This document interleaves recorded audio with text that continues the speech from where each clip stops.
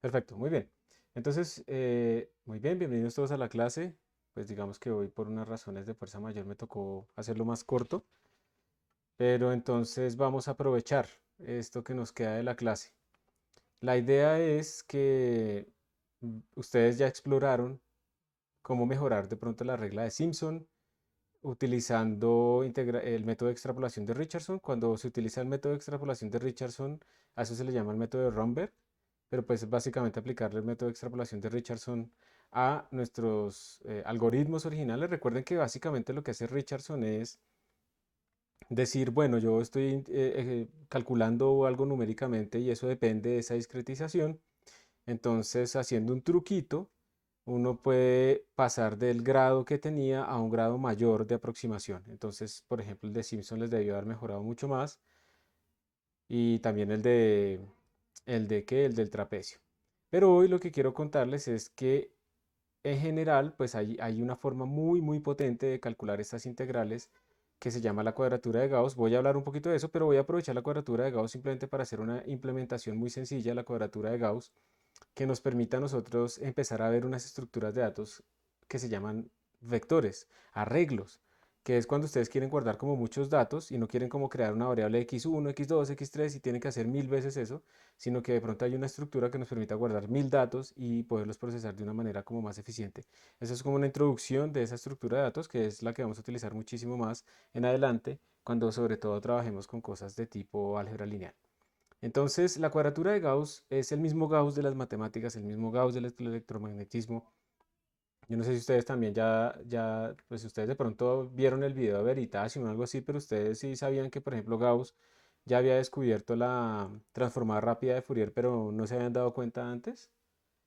Y eso tuvo una cosa importante en el control de la proliferación de las armas nucleares. Si se hubiera, digamos que ese algoritmo apareció, la transformada rápida de Fourier hacia los 60, pero Gauss ya lo había encontrado cuando estaba estudiando el movimiento de los astros, pero no se sabía que eso era la transformada rápida de Fourier, fue como algo auxiliar que él hizo para resolver unos problemas. Y la cosa es que cuando se hace el tratado de proliferación de armas nucleares, pues de nada sirve decir, venga, usted no puede tener más de tantas armas si yo no puedo detectar que se esté cumpliendo eso. Entonces, como en ese momento la detección de señales y el procesamiento de señales pues era lento porque era con transformada de Fourier normal y en ese tiempo el hardware y el software no daba para que eso fuera rápido, pero realmente no había manera de controlarlo. Entonces, digamos que se limitó en la superficie, que era donde se podía medir por radiación que alguien hubiera hecho pruebas, pero no se podía limitar, digamos, subterráneo, ¿sí? O marino. Entonces, en esos casos, lo que sucedía era que por una cuestión, digamos, de aplicación y tecnológica, no era posible hacer cumplir esos tratados y hasta que se tuvo la transformada rápida de Fourier fue que se pudo volver a empezar como a decir, bueno, vamos ahora sí a controlar que tampoco haya pruebas subterráneas, que no haya pruebas marinas, etcétera. Y pues eso hubiera tenido un impacto gigante si se hubiera podido tener desde mucho antes, ¿no? Pues ahorita tenemos cuanto loco por ahí con armas nucleares, que en general tener armas nucleares no es buena idea, ¿sí? Pero pues hay unos locos más aceptables que otros locos, ¿cierto? Que las tengan. Entonces, Gauss pues tuvo muchas contribuciones y también tuvo una contribución aquí muy importante con unas técnicas muy interesantes como las siguientes. Entonces, miren, la idea cuál es? Vamos a hacer como lo más básico y es las integrales numéricas, miren que siempre las estamos escribiendo como una sumatoria de la función evaluada en unos puntos multiplicado por unos pesos. Por ejemplo, aquí el peso es 4 tercios, el peso es 4 tercios, el peso es 2 tercios, cosas de ese estilo, ¿sí? Eso es lo que nosotros tenemos. Y también en el trapecio, por ejemplo, cuando uno utiliza lo del trapecio, también pasa lo mismo. Uno está haciendo la sumatoria de la función evaluada en unos puntos multiplicado adicionalmente por unos pesos, ¿sí? Eso es lo que está sucediendo constantemente. Entonces, si nosotros digamos que vemos que las integrales se pueden escribir así, pues en general la podemos escribir simplemente como que una integral numérica es esta cosa, ¿cierto? Una sumatoria de unos pesos multiplicado por la función evaluada en esos puntos. Eso es básicamente lo que nosotros podríamos decir que tenemos en ese punto. Y en ese aspecto, entonces surge la pregunta de, pues lo que hizo Gauss, digamos, su super idea fue preguntarse como, bueno, listo. ¿Qué pasa si yo no me pongo a hacer un espaciado aquí constante, como hemos venido haciendo con Gauss y con qué? Y con trapecio, perdón, con Simpson y con trapecio, sino qué tal si yo tengo libertad de mover estos puntos donde yo quiera y calcular esos pesos como yo quiera, pero pues hasta ahí no hemos puesto la condición. Si lo ponemos así, pues como que el problema no está bien determinado. Pero entonces la pregunta es, ¿qué tal si yo puedo mover los puntos donde yo quiera y además los pesos de tal manera, y ahí viene la condición, que esta integral sea exacta en el sentido siguiente, en el sentido en que si yo pongo n puntos, esto coincida con la integral exacta de un polinomio de interpolación con el que yo interpolo mi función de orden 2n-1. O sea que si yo utilizo 5 puntos, la integral va a coincidir con polinomios de orden 2 por 5 menos 1, sea de orden 9. Si pongo 8 puntos, pues estamos hablando de orden 15. ¿Está bien? Entonces, esa fue como la restricción. Entonces, ¿qué se hace? Digamos, se representa esta función en términos de esos polinomios, de ese grado, y se empiezan a calcular cuántos deberían ser esos pesos y esos puntos de localización para que precisamente la integral coincida con esa integral exacta, con ese polinomio hasta ese grado. Hay toda una técnica para calcularlas, pero pues ya están tabulados esos pesos, pero esa es como la idea de Gauss. Y dependiendo de cómo uno escribe esta función, la expande en un intervalo dado, pues entonces está la cuadratura de Gauss-Legendre, está la cuadratura de Gauss-Hermite y ese tipo de cuadraturas porque depende, digamos, de los polinomios con los que uno está distribuyendo. Yo sé que ustedes algunos no han visto pues como, no sé, matemáticas especiales, pero así como los vectores se pueden descomponer en las direcciones x, y, z, pues uno también puede tener que las funciones se pueden escribir en términos de unos espacios de funciones, de unas funciones base, pongámoslo así. Entonces, digamos que en las transformadas de Fourier y cosas de esas se utiliza el seno y el coseno porque son ortogonales, así como si fueran vectores, pero con las funciones. Pero también hay otras bases ortogonales como los polinomios de Legendre, los polinomios de Hermite y cosas de ese estilo. Entonces, realmente, pues esto depende mucho del problema, ¿sí?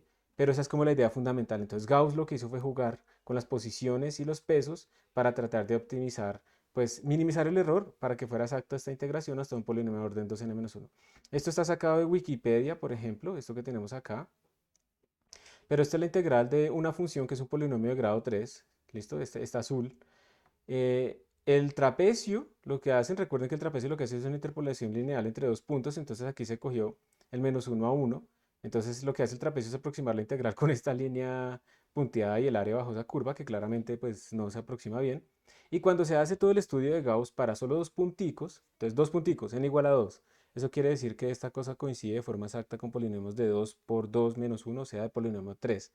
Entonces él dice, mire, usted lo tiene que ubicar en esta zona, en -1, en menos raíz de un tercio, más raíz de un tercio, y ahí me lo pega con ciertos pesos, y resulta que da exacto, solamente con dos puntos, con evaluar la función acá y evaluar la función acá, y ponerle los pesos apropiados, esta integral da exacta con el método de Gauss, solo con dos puntos. O sea que en el método de Gauss no es que tengamos un n variable o algo así, sino que simplemente tenemos es un intervalo y la cosa especial es que va el intervalo, digamos, en el Gauss-Legendre, tenemos el intervalo entre -1 y 1. Eso es lo único que tenemos, ¿sí? No tenemos absolutamente nada más. Entonces eso es lo que sale acá, ¿sí? Lo que obtenemos nosotros y pues es un método que es bastante potente, muy poderoso y se utiliza en muchos otros contextos, no solo de integración, sino como medida auxiliar de otro tipo de métodos y metodologías que puedan existir. Entonces digamos que esa es como la parte importante y lo que vamos a hacer el día de hoy es entonces implementar este método. Ahora bien, pilas porque como estamos descomponiendo en cierto espacio, en cierto intervalo, normalmente esos rangos van de -1 a 1, entonces uno tiene que hacer como un escalamiento. Uno tiene que escalar su variable original x, que está entre los intervalos a y b, al intervalo -1 y 1. Ese escalamiento es muy sencillo de calcular. Ese escalamiento es el que tenemos aquí. Y entonces, básicamente al final nuestra integral entre a y b va a ser igual pues a esto que tenemos aquí al frente. Y la idea es, bueno, ¿cuántos puntos va a poner y cuántos w's vamos a utilizar? Pues eso depende del orden de aproximación que nosotros querramos. Entonces, para este caso particular de hoy, vamos a implementar no la que salió en el examen, que era una Gauss 2, creo que era muy sencillita, sino que vamos a implementar una Gauss 5, pero pues hay Gauss hasta 30, 50, lo que sea. Y ya cuando empiezan a crecer este número de constantes que uno tiene acá, entonces uno empieza a enfrentarse al problema de ¿yo cómo hago? O sea, me pongo a crear x0, x1, x2, x3 para guardar cada uno de los pesos y para guardar cada una de las posiciones. ¿O será que existe una estructura más útil para hacer eso? Y entonces en nuestro caso particular, sí existe una estructura más útil. Déjenme, yo voy acá para abrir esta parte de la wiki donde sale esta cosa. Y hay una estructura que se llaman los vectores que nos van a permitir a nosotros guardar un montonón de variables. Básicamente aquí, lo voy a agrandar un poquito, lo que estamos haciendo, lo que yo estoy declarando acá, estoy diciendo, miren, voy a utilizar un vector que es como un arreglo de datos, o sea, un conjunto de datos, que además son contiguos en memoria en este caso particular. Voy a utilizar este vector va a guardar números de tipo double, es lo que estoy diciéndole acá, y lo voy a llamar x a este vector y va a tener 5 datos, porque pues estoy implementando el Gauss 5. Entonces con esto ya pude yo tener acá una variable x que guarda 5 números. Y si yo le pongo aquí 50, pues va a guardar 50 números, o 5000, o 5 millones, lo que yo quiera, hasta que acabe la memoria de mi computador. Los vectores son una generalización de los arreglos primitivos en C++, ¿sí? Que pues obviamente los arreglos, estas estructuras de datos existen desde el principio en todos los lenguajes de programación. Ojo, pues hago una anotación de pronto. Aquí creo que hay un par de personas que ya como que saben Python, ¿cierto? Entonces, ojo porque a veces en Python tratan de utilizar las listas como el análogo de los arreglos de C++ y no es cierto. Las listas son otra cosa. El análogo de los arreglos de C++ en Python son los arreglos de NumPy. Yo por eso también les he mostrado como más arreglos de NumPy, no hemos utilizado listas para lo de las gráficas. Pero entonces al yo hacer esto, pues tengo 5 doubles. O sea, básicamente esta vaina lo que está haciendo es en la memoria RAM me va a crear me va a reservar un pedazo de la memoria donde me van a caber, espero que lo esté dividiendo propiamente para que me quepan 5, donde me van a caber 5 datos. Todos son double, perdón porque aquí se ven que unos más grandes que otros, pero todos miden lo mismo realmente. Y entonces yo cuando escriba, por ejemplo, y esto se parece a lo del argc y el argv que hemos utilizado antes, cuando yo escriba, por ejemplo, x de 0, pues esto es el primer elemento, ¿sí? X de 0 es este elemento, el primero. No me tengo que mover. Básicamente lo que pasa es que el nombre del arreglo o el nombre del vector como que nos dice como en dónde inicia. Entonces, si yo quiero ir al primer elemento, pues no me tengo que saltar ningún lugar. Entonces, este es x de 0. Si yo pongo aquí x de 1, miren los corchetes, es lo que se utiliza para indexar. Entonces, pues me estoy refiriendo al segundo elemento. ¿Por qué les hago énfasis en esto? Porque miren que a veces que se confunden, piensan que el índice del primer elemento es el uno y no, empezamos a indexar desde cero. Guárdense eso, anótenlo para que les quede más guardado. Siempre que ustedes escriben, están involucrando más partes de su cerebro para tener esa información y por lo tanto es más probable que no lo olviden. Entonces anoten toda la indexación en C++ empieza desde cero, en Python también. Toda la indexación en C++ empieza desde cero, ¿listo? Toda la indexación en C++ empieza desde cero. Lo repetí varias veces porque la clave del aprendizaje es la repetición. Entonces, por ejemplo, este man, ¿qué índice sería? El cuarto elemento, este. ¿Cómo lo escribo? ¿Cómo me referencio a él? ¿X qué? 3. X3, muy bien. El último elemento en este caso va a ser X4, que miren que es n-1. N el tamaño, entonces es el n-1. Los Profe, arreglos, señor, adelante, adelante. qué pasa si, digamos, nosotros nos equivocamos y no inicializamos un vector x0? ¿Seguiría funcionando normal? Tipo, Sí, corramos todos los vectores hacia un lado. ¿Sí? o sea, ¿cómo así? Si pones X0 acá, en el inicio, aquí. No, digamos, nosotros no sabemos que hay un x0, tipo, no sabemos que esos arreglos empiezan desde x0. Entonces, tenemos 20 datos, ponemos que son 20. X1 es igual a 1, X2 es igual a tanto, pero x0 nunca lo definimos. Nunca lo usaron, más bien. Lo dejaron ahí Ujú. sin usar. Porque X0 existe desde que tú declaraste tu vector, ¿listo? X0 existe. Pero tú puedes, por ejemplo, decir, no, a mí me gusta desde el 1, entonces voy a declarar un arreglo que vaya hasta n+1 o algo así. Pero el X0 está ahí, o sea, no pasa nada, simplemente tú no lo estás usando, pero el X0 existe en ese ejemplo que tú estás dando. ¿Está bien? Vale. Y, profe, ya aprovechando, ¿Sí? ¿cómo es lo del correo para pedir una tutoría en la tarde, perdón? A mi Una correo. ayuda. ¿Sí? ¿Sin más? Sí, sí, sí, sí. Ok, WF sí, Oquendo P. ok, ok. Creo que en la universidad todavía somos poquitos oquendos, entonces debe ser fácil encontrarme. Vale, gracias. Con gusto. Entonces, la idea, los vectores, o sea, hay una forma de declarar arreglos más primitiva en C++, que es simplemente escribir, digamos, el análogo primitivo de esto que tenemos acá es escribir double x de 5, ¿sí? Esta es la forma primitiva de hacerlo. Primitiva me refiero a la antigua, la anterior.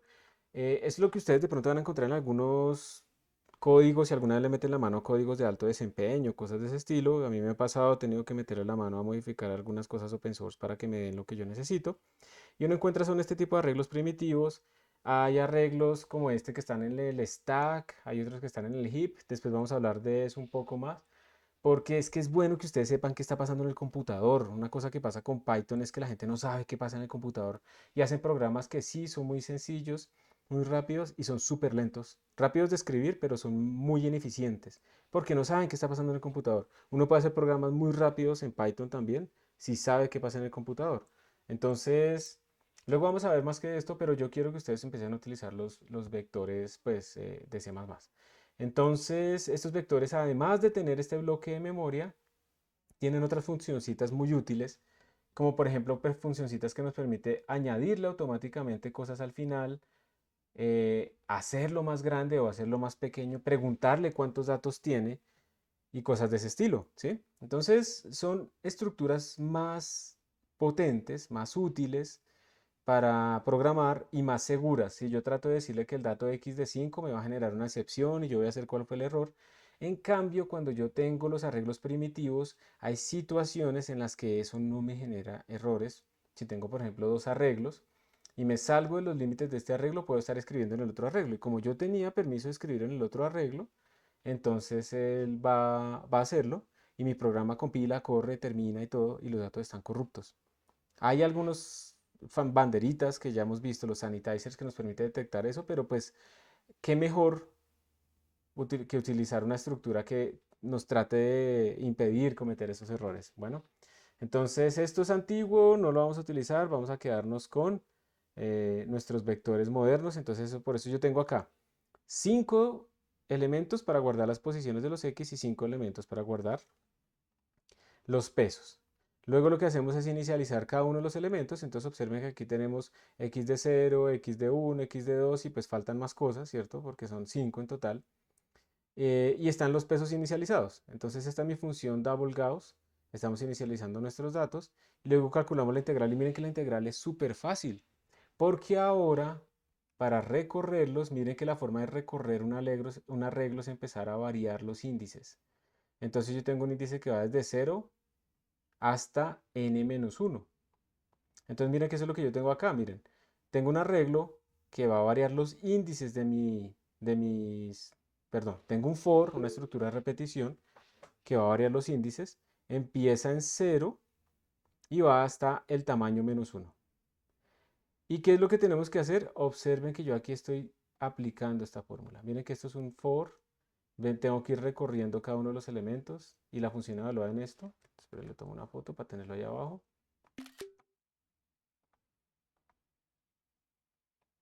Y miren que esto es la traducción literal, así como les gusta decir a los muchachos hoy en día, de este for. Observen que aquí yo lo que tengo es desde 0 hasta 4, porque es un menor estricto. Lo que voy a ir haciendo en result es ir sumando el peso, por la función evaluada pues en esto, ¿sí? Entonces, y al final pues retorno pues ese resultado y me faltaría multiplicar por este factor. Eso es lo que tenemos, ¿listo? Entonces, pues bien, esta es la idea, digamos que, digamos que ustedes de pronto podrían decir, bueno, pero ¿cuál es la ventaja, no? Este rollo que está mostrando acá. Pues la ventaja es que ustedes después pueden decir, ahora es la integral de Gauss de 8, de 20, entonces simplemente lo que tienen que hacer es cambiar aquí este tamaño y ya pueden empezarlo a procesar. ¿Listo? Esa es como la idea fundamental. Y eso es lo que voy a implementar ahorita. y lo vamos a implementar entre todos. Vamos a terminar este código y vamos a mirar qué tal nos da. Perdón un momentico.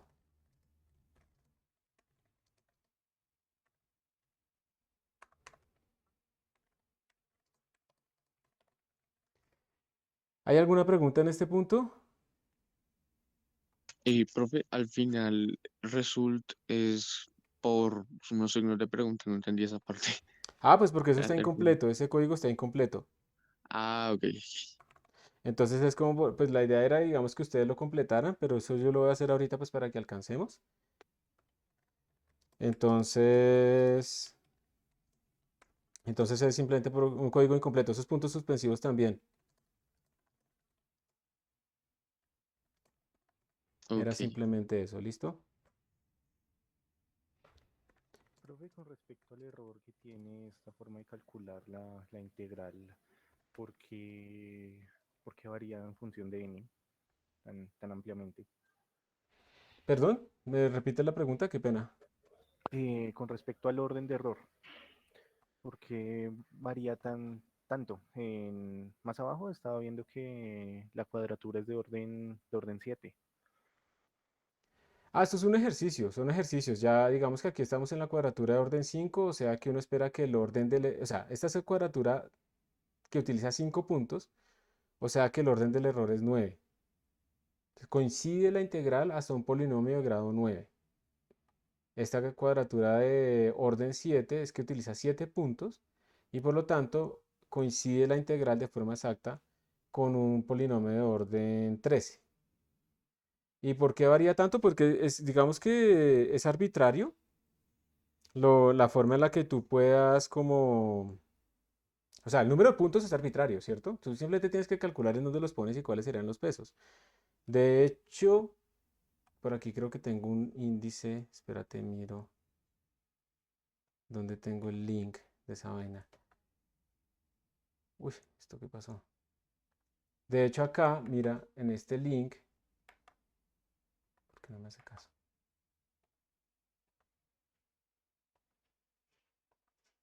Acá tú tienes las tablas de los pesos, mira, hasta las cuadraturas de orden que tú quieras. Mira, por ejemplo, esta es la 55, entonces tienes 55 puntos, ¿sí ves? Entonces tú puedes discretizar tan pequeño como quieras, dependiendo del problema, porque si hay unas funciones que realmente son funciones que varían mucho en una zona, menos en otra. Entonces hay como diferentes órdenes y pues tú lo vas escogiendo, pero también hay que tener en cuenta que muchas veces se mezclan las cuadraturas de Gauss con otro tipo de integraciones adaptativas, porque si tú tienes una función que sea lenta en una zona y luego muy rápida en otra, entonces ahí digamos, probablemente necesitas hacer discretizaciones diferentes. ¿Está bien? Pero pues tú tienes arbitrariamente cuántos puntos poner, no hay restricción. Tienes que calcular en dónde deberían ir y cuáles serán sus pesos. ¿Ok? Bueno, y pues también otra cosita relacionada a lo mismo. De la clase anterior no entendí muy bien de dónde es que se demostraban los órdenes de error de trapezo. No, no los demostramos, yo los anoté Bueno, acá, pero no los demostramos. Si tú quieres pero ver se las haría... demostraciones de estos, Ujú. eso digamos lo puedes buscar en los libros de métodos numéricos, ahí demuestran, se utiliza digamos el teorema del valor medio y entonces uno acota hasta dónde está llegando esta integral y digamos que para Simpson te da este orden de n a la menos 3 y para el otro te da de orden n a la menos 1. Ok, pensé O que también se hacía por Taylor. no, o sea, casi pero no, porque cuando tú lo haces por Taylor de todas maneras te va a quedar un término que no está derivado, ¿sí? Entonces tienes que hacer una aproximación, pero no es tan directo. Entonces hay que utilizar, creo que se utiliza ahí el teorema fundamental del cálculo para reemplazar una integral por un promedio, ¿sí? Y entonces este orden queda metido con unos valores promedios, pero pues se puede hacer, pero no es tan directo como con las derivadas.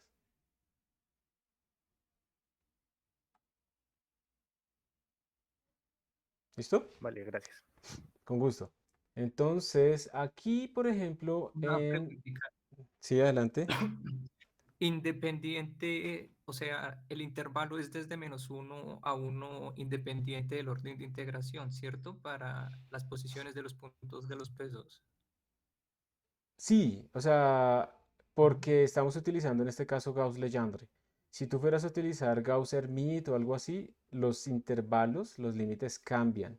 Entonces tienes que tener mucho cuidado. Mira, por ejemplo acá, el intervalo para Legendre es -1 a 1 abierto si estamos utilizando los polinomios de Jacobi que se aplican como a otro tipo de problemas. Es, por ejemplo, de 0 a infinito si utilizas los de Laguerre o de 0 a infinito si utilizas los de Laguerre generalizados. Entonces va cambiando, ¿sí? O sea, de -infinito a infinito si utiliza los de Hermite. Entonces, depende. En este caso nosotros estamos utilizando los de Legendre. Ok, gracias. Con gusto. Pero En- otra cosita, sí. de todos modos en la integral definida, pues el intervalo de integración sí se puede escoger el parámetro que uno quiera, digamos, por ejemplo, desde -10 hasta Ah, 40. sí. Sí, precisamente Ok. por eso es que se hace el cambio de intervalo, ¿sí? Entonces tú tienes de A hasta B, y tú haces un cambio de variable para que quede entre -1 y 1 y eso implica que la función ya no se evalúa en X, sino que se evalúa en este valor y que además tienes que multiplicar pues por la transformación de escala. Ah, ok, ok, vale. ¿Listo? ¿Alguna otra pregunta? Profe, ¿podría repetir cómo funciona cada orden de la cuadratura? Básicamente cuando tú dices yo quiero un orden de cuadratura, número de puntos 3, lo que estás diciendo es yo quiero que esta integral coincida con la integral de un polinomio que me ajusta a mi función de grado 2 por 3 menos 1, o sea, en este caso de grado 5. O sea, básicamente si tú tienes una función y la quieres aproximar por un polinomio de grado 5, esta cuadratura te va a dar exacta. Si utilizas solamente 3 puntos. Si utilizas 5 puntos, en este caso estás aproximando a tu función para que la integral te dé exacta hasta un polinomio de grado 9. 2 por 5 menos 1. Entonces tienes 5 puntos, mira que aquí tienes 5 puntos en total y 5 pesos. ¿Sí lo ves? Ah, listo. Y cuando vas a evaluar tu integral, entonces tu integral en general está desde A hasta B, entonces tienes que hacerle un cambio de escala porque pues esta está definida entre -1 y 1, pero pues el cambio de escala es una transformación lineal bastante inmediata. Listo. Muchísimas gracias, profe. Con gusto. Entonces la idea es que ahorita implementemos esto.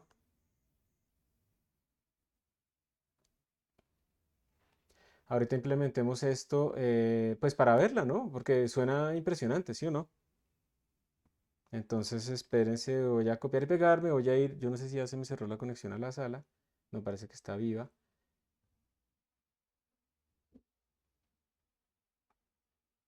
Ustedes me hacen un favor, ¿están viendo como el escritorio remoto?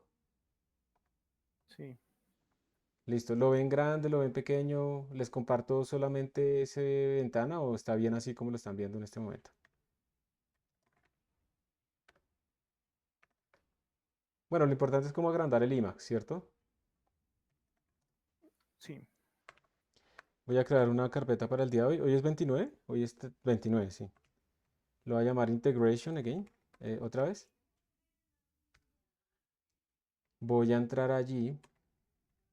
Eso es para que ustedes después lo tengan en el repositorio. Yo lo subo después al final de la clase. Y voy a copiar.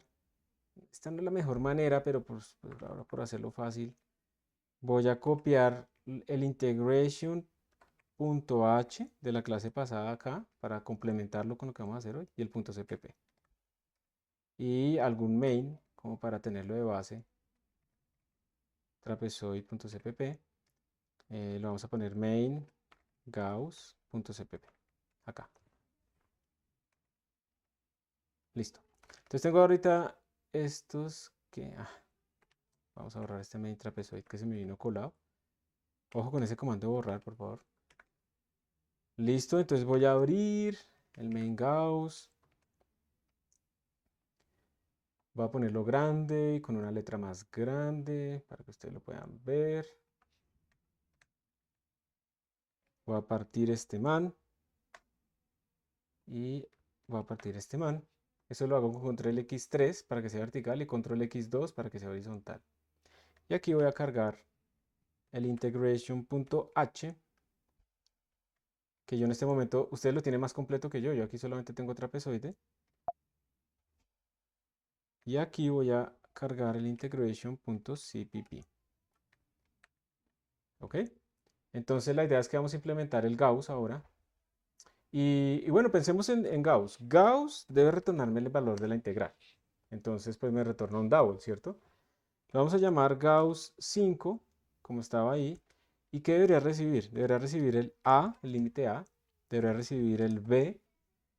Pero ustedes qué dicen, ¿debería recibir el N o no? Si este es el 5 ya está explícito. O sea, en Gauss ustedes tienen una partición, ustedes varían el H o varían el N. Sí. Si cambian el orden, sí. Pero ustedes si están ya en Gauss 5 tiene 5 puntos. Ustedes no le van a decir, oiga, Gauss 5, quiero ahora 10 puntos. Porque estarán utilizando el Gauss 10. Y eso implicaría otros pesos y otras posiciones. ¿Me hago entender? Entonces, si estamos con Gauss 5 específicamente, porque vamos a tener esos pesos y esas posiciones específicas, este man ya no recibe puntos, porque ya se sabe que es el Gauss 5. Pero sí va a recibir la función que vamos a implementar. Entonces, a integrar. Entonces, esto sería la declaración de mi Gauss 5. Si yo quiero ahora que no, que yo quiero la aproximación con Gauss 10, pues hacemos un Gauss 10 aparte. Y ahora pues vengo, ay, que se me hizo el mouse. Vengo aquí abajo y lo vamos a implementar. Y pues vamos a ver si me sirve copiar y pegar del material. Voy a copiar la parte de adentro.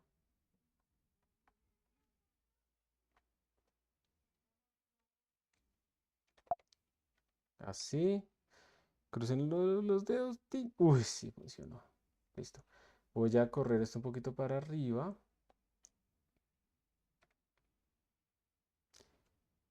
Eh, esperen a ver. Les quiero preguntar. Load team.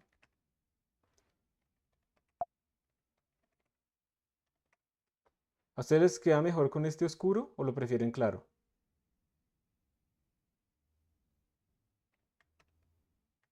Oscuro. Oscuro, listo. Son darks. Entonces, miren, aquí estoy declarando mi vector de 5 componentes para las posiciones de los puntos, porque recuerden, ¿Podría Gauss nos aclarar un dice, poquito esa fuente, profe? claro que sí, Gauss nos dice a nosotros, los puntos ahora tienen ciertas posiciones y también tienen ciertos pesos, ¿sí? Eso es lo que nos dice Gauss.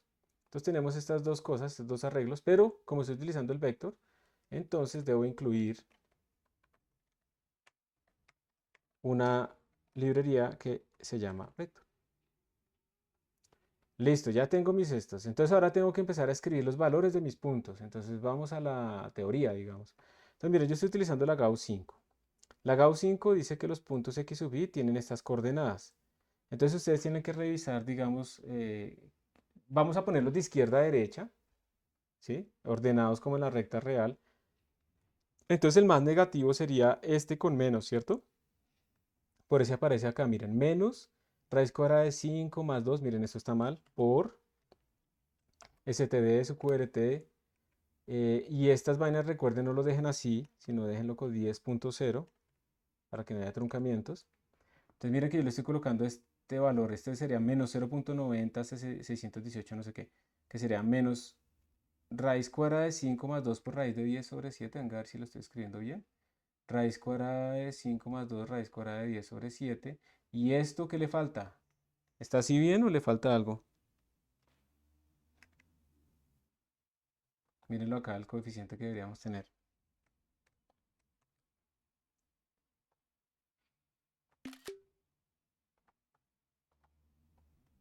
Ayúdenme ustedes, yo estoy programando pero necesito su ayuda. Ahí está bien ya el primer punto, el más negativo, el más a la izquierda, o le falta algo.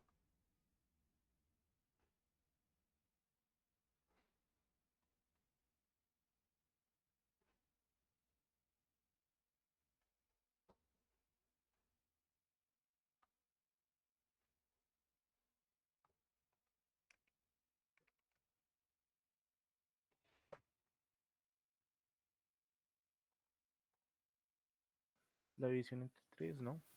Le falta un tercio. Perfecto, muy bien. Me falta dividir entre 3. Entonces, Ay, ¿qué se me hizo?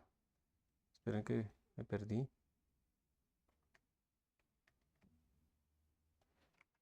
¿Qué se me hizo? Ya. Entonces, dividimos entre 3. Simplemente lo que estoy tratando de hacer aquí es que ustedes sean cuidadosos cuando escriben estos números. No es simplemente escribir primero el 0, luego este. Eso no tiene sentido. O sea, tenemos que organizarlos en la recta real. El primer punto con su primer peso y bien ubicados. Entonces este man va con este más 5, va dividido entre 3. Ahora sigue este otro que es con el menos acá y dividido entre 3, los dos negativos. Luego sigue el 0 y luego voy a hacer lo siguiente. El que le sigue después sería este, pero positivo, ¿sí o no? Entonces este sería el de coordenada 3 y le ponemos más.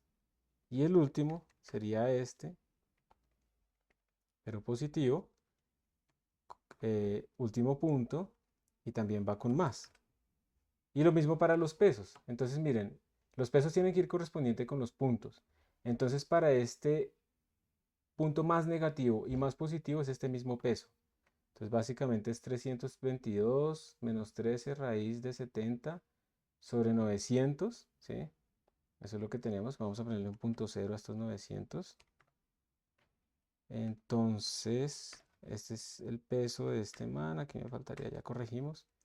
Este sería también el mismo peso para el último punto. Miren, este peso es para el punto más y menos, el más negativo y el más positivo. Luego tenemos este mismo peso para los que están intermedios. Entonces, tan. Y aquí le ponemos 3. Es el mismo peso para los que están intermedios. Este es el más negativo, el segundo negativo, el 0. Miren que el punto 0 que está en el centro tiene este peso, 128 sobre 255. Y luego sigue otra vez el que va hasta la derecha y luego el último que está más a la derecha. Con esto ya tenemos implementado el Gauss. O sea, en donde más se enredan es en escribir apropiadamente las coordenadas y los pesos. Porque después, pues aquí simplemente lo que hacemos es calcular pues la sumatoria, que la sumatoria es, empezamos desde 0 y le vamos sumando el peso correspondiente y la función evaluada en este punto. ¿Se acuerdan? El escalamiento que tenemos que hacer en nuestro método, el escalamiento que tenemos que hacer para pasar de A a B a menos 1 a 1. Ese es el escalamiento que tenemos que hacer. Y luego de hacer esa sumatoria, lo único que nos faltaría sería retornar esto por esta parte del escalamiento de aquí afuera, esta, b menos a sobre 2. Entonces b menos a y todo dividido entre 2. Y ya quedó implementado nuestro método de Gauss, ¿ok? De 5. Entonces ahora lo vamos a probar. Profe, Dejemos una esto. pregunta. Dale. ¿Por qué volvemos en double 3 y 4 a usar los valores de ahí de 322? Acá, ¿por qué ponemos aquí este y este? Sí, o sea, como por cuál es Ah, la es por la sucesión. tabla. Mira, es por la tabla. Aquí en la tabla nos está diciendo, esta primera columna son los puntos. Sí, y esta segunda columna son los pesos. Entonces mira que nos está diciendo que para los valores más menos 0,90 no sé qué, tienen el mismo peso. Entonces este man es el que le corresponde a este peso. Este es el menos 0,90618 y este es el más 0,90618. ¿Estamos de acuerdo en eso? Sí, señor. Entonces a ellos dos les corresponde el mismo peso. Oh, ya entendí. Entonces, Es así para más, cada uno. sí, es más, digamos que una cosa que uno podría hacer es escribir aquí, este es el mismo x0 pero con un menos, como para que quede claro que es como lo mismo y solo cambió el signo, ¿sí? Podría ser. O lo pone no explícitamente, cualquiera de los dos. Pero es por eso, entonces mira que por eso también aquí nos está diciendo que para estos dos valores de 0, de más menos 0,538 no sé qué, tiene el mismo peso. Entonces mira que eso quiere decir para este valor y este valor que se diferencian solamente en el signo, tenemos exactamente el mismo peso. ¿Listo? Ahora sí, ¿queda claro? Sí, señor, muchas Perfecto. gracias. Listos. Entonces voy a venir acá y miren, lo único que voy a hacer es, voy a dejar esto del trapecio porque esa sí la tengo disponible. Y le voy a poner aquí que me calcule con Gauss la integral. ¿Ustedes qué creen? ¿Será que sí va a dar bien con Gauss esta integral que es de un polinomio de orden 2 y le estamos lanzando un Gauss de 5 que consideraría con orden 9?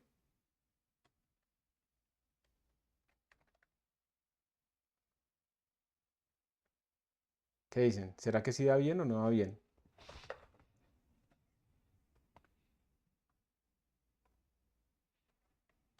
Sí, sí va bien. Entonces, miren, vamos a compilar, le vamos a poner aquí main Gauss. Le doy enter. Uy, ¿qué pasó? ¿Cómo corrijo este error? Metiendo CMAT, creo que no está metido. Ajá, muy bien. Estoy utilizando SQRT, pero aquí no tengo ACMAT en el encabezado, entonces. ¿Y por qué lo pongo acá y no lo pongo aquí a la izquierda? Porque esta raíz cuadrada la estoy utilizando en la implementación, entonces lo pongo en el encabezado para que lo tenga, ¿sí? Entonces vamos a compilar. Compiló. Vamos a ejecutar. Y miren lo que dio. ¿Y qué dicen? ¿Si está bien o está mal? ¿Cuánto debería dar? ¿Cuánto nos dio?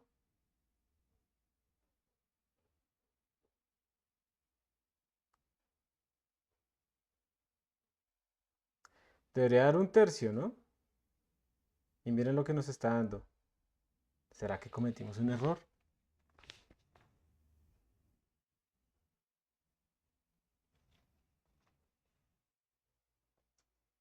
Porque el tercero es más como acercado que los demás. Porque es trapecio con muchos puntos. Mira, lo que estamos imprimiendo ahí es trapecio con muchos puntos. Entonces, algo pasó con nuestra implementación porque el hecho de que no haya dado bien implica que algo hicimos mal. Entonces, en este caso, digamos que lo ideal es empezar a rastrear el error que cometimos.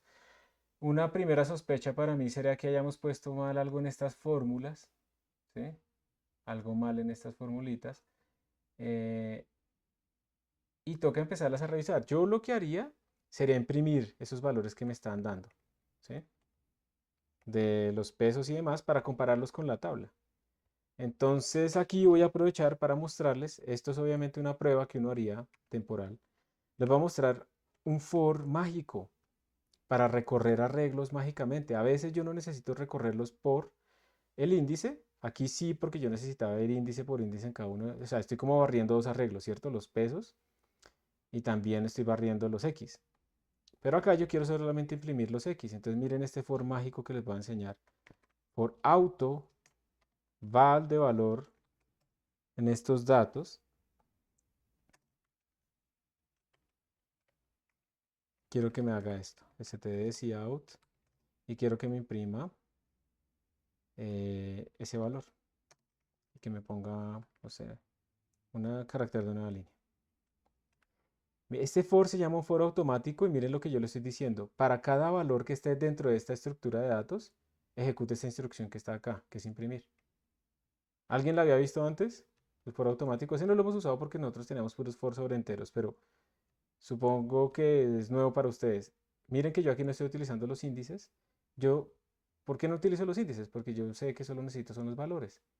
Entonces, automáticamente C++ se da cuenta de cuál es el rango, qué tan grande es. Miren que aquí yo no le dije qué tan grande era ni nada, él lo deduce.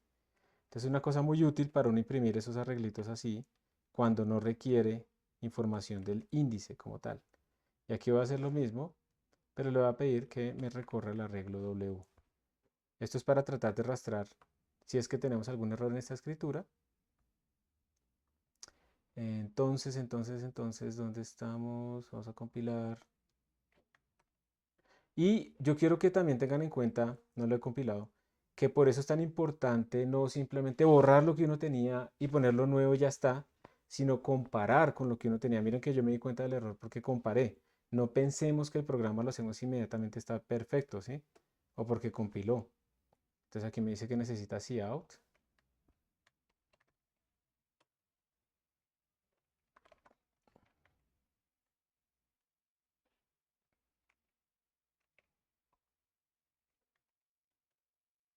¿Listo? Lo voy a ejecutar. Entonces miren que aquí me salieron los pesos esos. Aquí llamamos trapecio, trapecio y trapecio y luego sí estamos llamando a Gauss. Entonces este es el primer peso que me está dando menos 0.906018. Entonces parece que sí está bien.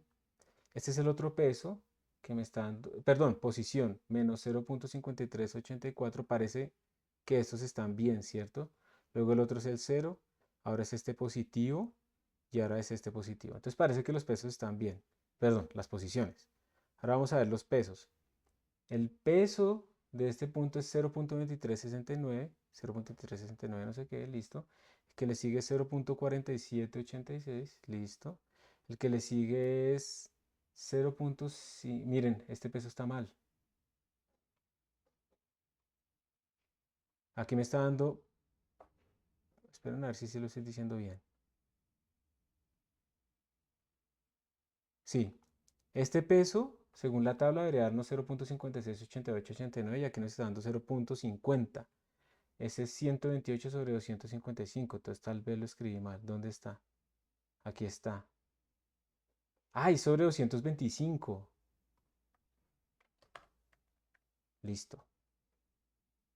Tal vez ese era el error.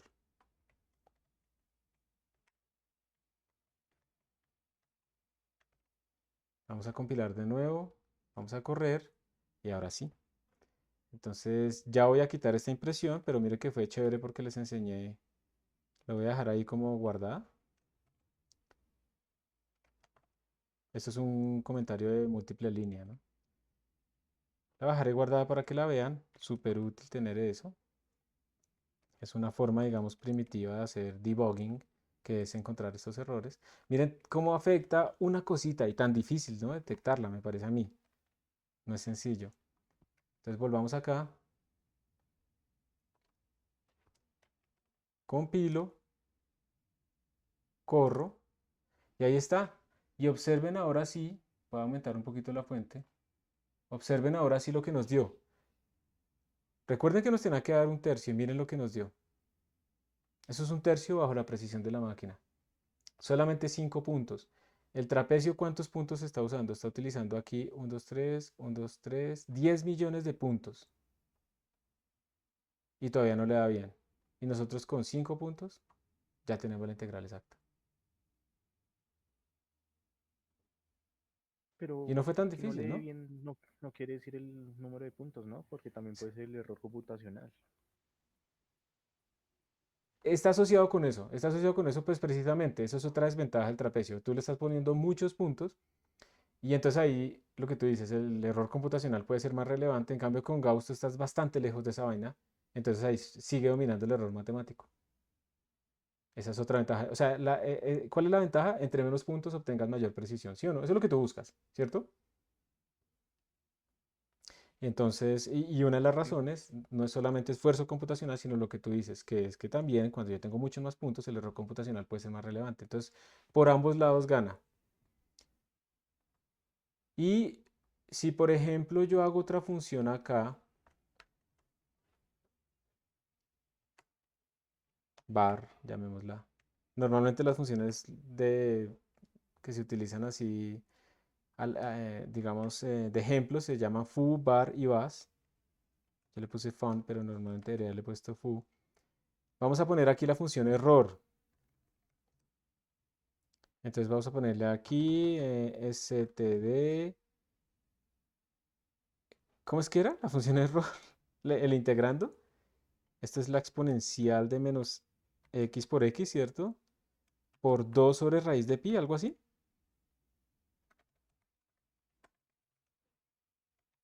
Sí, ¿no? ¿Me ayudan?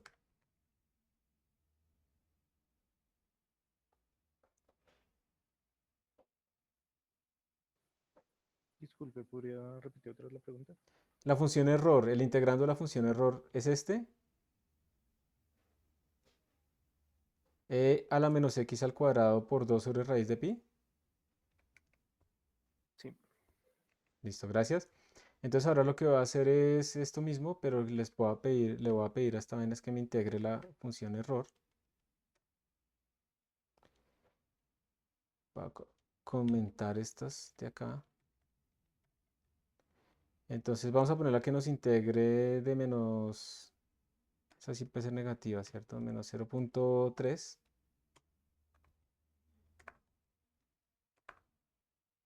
Tan, tan, tan, hasta 1, dejémoslo así. Pero entonces aquí le vamos a decir que ya no va a ser fun, sino que va a ser var. Esto es lo chévere de utilizar punteros a funciones.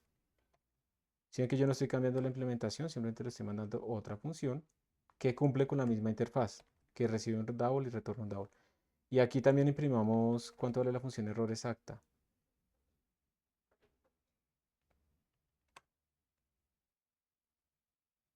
Entonces esa era std erf. Ah, pero esa integral va desde cero, ¿no? Ahora que lo recuerdo, entonces vamos a ponerlo desde cero. 0, 0. O sea, yo puedo hacer la integral desde donde quiera, pero la función error va integrando desde cero. Er de 1.0. Listo. Vamos a ver si nos da. Cómo nos da, o si nos da mal, o si nos da bien, o qué nos da, mejor dicho. Entonces, compilamos, corremos, y ahí está. Entonces observen que este es el valor que nos debería haber dado la función error. Y observen que nuestra integral de Gauss solamente con 5 punticos nos está dando básicamente exacta hasta acá.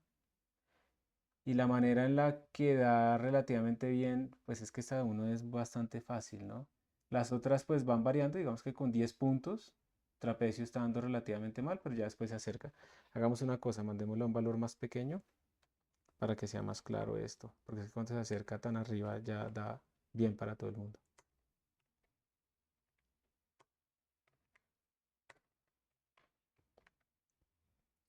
Y con esto pues ya terminamos este ejemplo. Listo. Sí, más o menos todavía van bastante bien, ¿no? Si se le meten funciones más, digamos, peor comportadas, básicamente para que miren hasta dónde estamos obteniendo en este momento que coincide Gauss. Gauss nos está dando 1, 2, 3, 4, 5, 6, 7, 8, 9, 10 cifras decimales, 11 cifras significativas, digamos, que coinciden. Y para que eso suceda con trapecio necesitamos como 10 millones de puntos.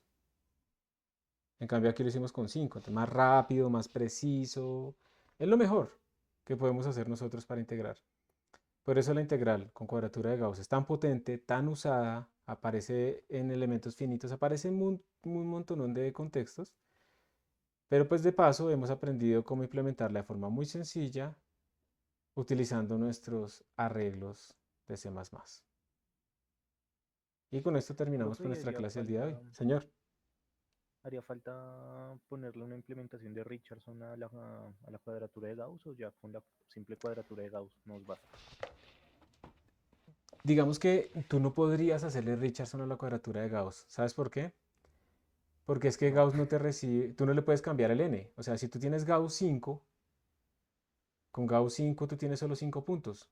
En la cuadratura de, digamos que Richardson depende, es que tú puedas hacer como que depende de un h o de un n, y después pasas a un h medios o a un 2 por n, ¿sí o no? Esa es la idea. Y tú utilizando las dos aproximaciones para, digamos, un h y para un h medios, o para un n y un 2n, tú comparas y calculas algo nuevo. Pero es que con cuadratura de Gauss de orden 5 tú tienes 5 puntos, tú no puedes tener 10, no hay forma en venir acá y meterle 5 puntos más. Estarías utilizando la cuadratura de Gauss de orden 10, que tiene otros puntos y otros valores. Entonces aquí no hay discretización que tú puedas modificar, entonces no le puedes aplicar Richardson.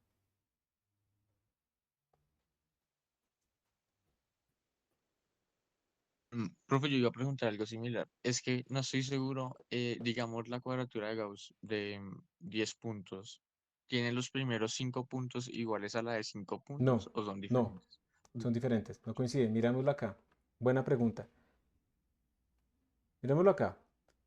A ver, miren, voy a tomarle una foto a los 5 puntos acá para la cuadratura de 5, ¿listo? Que ahí están los valores sin raíces como para que no se pierda uno tanto. Ahí está. Eso, gracias. Esperen, los aumento también aquí en la página para que los podamos comparar. Entonces observen que no coinciden. No es que sean los mismos más otros puntos, no, no coinciden, están en otros sitios. Vale, profe. Y entonces ese peso y esa XY siempre son constantes y ahí en esa página están definidas como tal, ¿no? Ujú. Y la técnica que usamos para calcularlo pues es lo que les decía, ustedes tienen como la integral numérica escrita en términos de una sumatoria de pesos y función evaluada en puntos. Y luego lo que hacen es interpolar esa función en un polinomio de grado orden 2n-1, expandirla en esos polinomios y luego empezar a identificar, a resolver. Ahí les sale un montón de ecuaciones lineales, empezarlas a resolver para empezar a obtener cuánto valdrían esos pesos y esas abscisas. De tal manera que la integral sea exacta hasta un polinomio de grado 2n-1. Vale, muchas gracias. Con gusto. Entonces es un método muy, muy inteligente, ¿no? Ese Gauss, brutal. Bueno, eh, bueno, listo ya. Con esto terminamos. Estén pendientes de cualquier anuncio. Gracias por su paciencia. Perdón por el Profe, retraso. Y ya, señor. era para recordarle que el Moodle no nos ha botado los calificativos de Ah, la sí, eso no es prueba. automático, me toca hacerlo a mí. Y otra cosita es que les voy a poner una actividad en unos de estos días, o incluso podría ser hoy en Moodle grupal, donde yo les voy a poner grupos aleatorios para que no se queden solos. Digamos que normalmente el objetivo de esos breakout rooms que hacemos es que ustedes se vayan conociendo entre ustedes, pero pues yo sé también que es un poco difícil que, no sé, digamos yo estoy en un breakout room X y en tal clase y me pareció que tal persona trabajaba bien y después ya me tocó con otros y no me gustó y después volví con esa persona y dije, no, esto es como juiciosa o esto es pilo, ¿sí? Y entonces yo sé que hay una barrera que es como, uy, le voy a escribir a ver si quiere ser mi amigo, si no nos conocemos o algo así, eso es complicado. Entonces, a veces toca forzarlo un poco, pero también sé, yo también fui estudiante, que a veces a uno le toca remolcar a mucha gente. Entonces, también tengan en cuenta una cosa, y es que cuando yo les vaya a poner trabajos en grupo, ustedes van a calificar a los miembros de su grupo y se van a calificar a sí mismos. Entonces, si hay una persona en ese grupo que no trabajó, que no hizo nada, pues ustedes le ponen cero, o le ponen uno o lo que sea. Y yo después la nota, digamos que si en el trabajo hubieran sacado 5, pero después veo los trabajos de las calificaciones que ustedes hacen de trabajo en grupo, pues esa persona no va a sacar 5, probablemente saque uno o algo así, porque la nota total de esa actividad se va a pesar con la nota que ustedes den del trabajo de los demás. Esa es la mejor manera que yo he encontrado de controlar a la gente ahí, pues que remolcada, la gente que no hace nada, porque es que es injusto para uno en un grupo hacer un montón de trabajo y que aparezca el último día alguien, ay, venga, yo le ayudo con la presentación o qué toca hacer y que sí, que es que estaba ocupado y no avisó nada ni, y se perdió absolutamente, porque obviamente trabajar en grupo también implica que ustedes sean conscientes que las otras personas a veces no pueden, tienen dificultades. Lo que está mal es que a uno no le digan, ¿sí? Es normal que las personas tengan dificultades. Lo que está mal es que no digan absolutamente nada, completamente perdidos. Y el último día que ustedes ya han trabajado un montón, se han trasnochado, aparezcan, ay, es que tuve no sé qué. Eso está mal. Si ustedes tienen una dificultad de trabajar en grupo, también implica que ustedes oportunamente informen a profesor, informen a su grupo, pues porque eso es normal, ¿sí? Eso es normal. Lo que no es normal es que se desaparezcan completamente y el último día se aparezcan, ¿sí? Entonces, con eso, yo siempre quito como la peor nota, pues por ahí evitar que alguien le cogió bronca al otro y tales, y no sé qué. Le quito esa peor nota y calculo el promedio de esas notas grupales y con eso peso la nota final que deberían tener esa actividad. Y así se vuelve un poco más justo, no es tanto como no, tiene que trabajar en grupo y de malas, entonces les toca estar remolcando, eso es injusto, y entonces ponemos un poquito más de justicia sobre eso. Y listo. Bueno, chicos, los dejo que me vayan a una reunión. Gracias por su atención, gracias por estar en clase y estén pendientes y un feliz fin de semana. Que estén muy bien. Muchas gracias. Que tengan buen día. Igualmente, hasta pronto. Profe, que me lo molesta, pues su merced me dijo que entonces en la tarde